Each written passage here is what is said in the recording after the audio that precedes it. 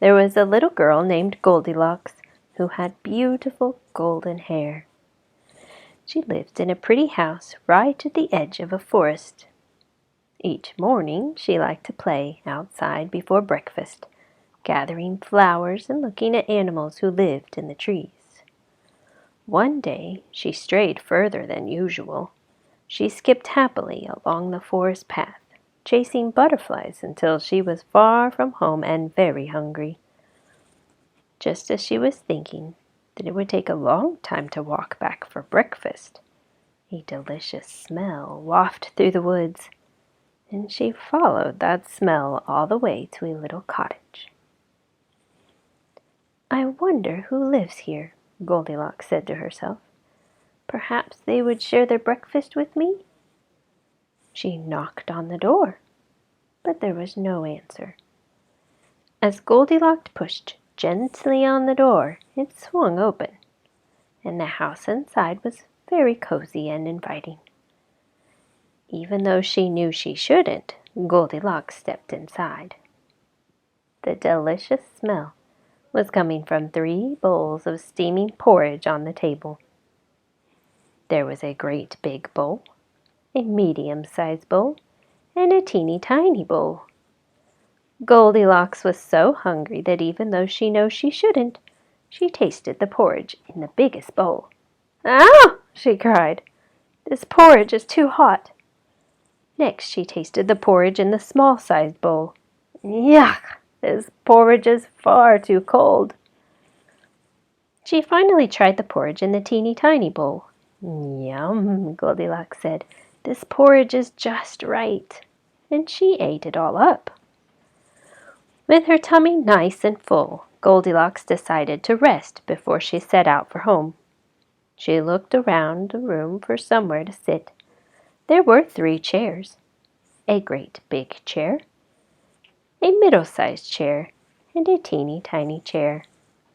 She climbed into the great big chair. "Oh, this chair is far too high," she said. Next she tried the medium-sized chair, but she sank deep into the cushions. "No, this chair is far too squishy." So she sat on the teeny-tiny chair. "Oh, this chair is just right," she said, settling down.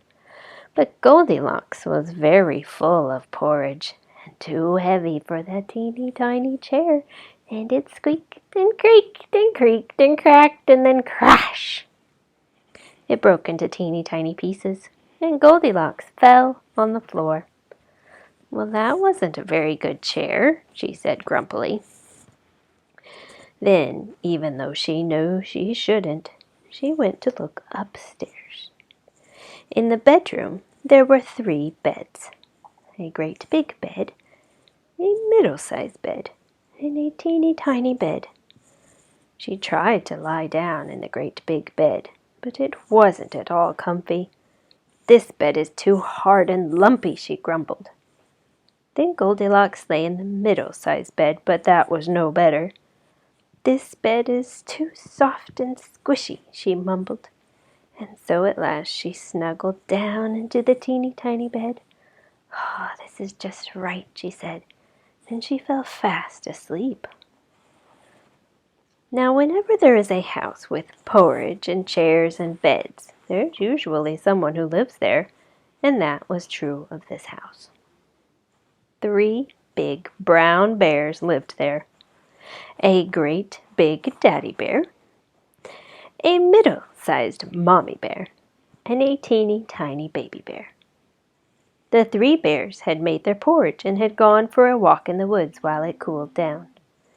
At last they went home for breakfast. "Why is the door open?" Daddy Bear said in his deep, gruff voice. "Why are there footprints on the floor?" Mommy Bear said in her soft, low voice. Baby Bear said nothing. They went to the table, and Daddy Bear looked in his bowl. "Someone's been eating my porridge," he growled. And Mama Bear looked in her bowl. "Someone's been eating my porridge," she exclaimed. And Baby Bear looked in his bowl.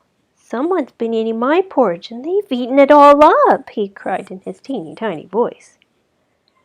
Daddy Bear stomped over to his chair. "Someone's been sitting in my chair," he grumbled. "There's a long hair on it." "Someone's been sitting in my chair," Mama Bear exclaimed. "The cushions are all squashed." And Baby Bear looked at his chair.